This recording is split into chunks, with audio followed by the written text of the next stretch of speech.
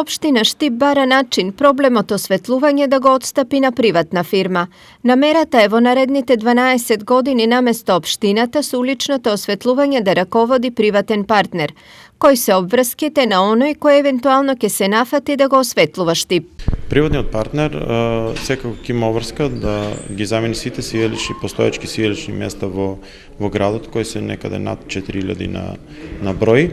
И истите тие сиелични места ќе бидат со оваа одлука ќе бидат точно утврдени и ќе се однесуваат на постигнување на квалитетот и соодветните лумини кои што граѓаните ќе ги добиваат долу на површината кај што директно се засегнат. Дополнително, современата приватизација на јавното осветлување услугите кон граѓаните треба да се подобрат.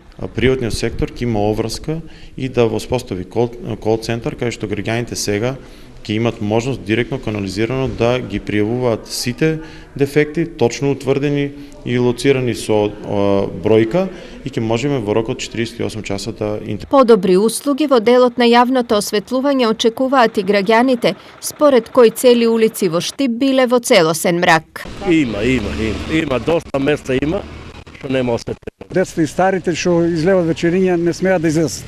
Треба ли да биде осветлен? Треба. Таксата за улично осветлување се наплаќа на секој регистриран струјомер во висина од 149 денари за домакинства и 278 денари за деловните субјекти. Со јавно-приватното партнерство, приходот за надомест за улично ќе завршува кај приватната фирма и таа ќе има обврска на општината да и плаќа процент на име концесија и да ги одржува постојните 4000 улични светилки, но и да постави дополнителни 1000 нови. Сметката за потрошената електрична енергија пак ќе остане обврска на општината.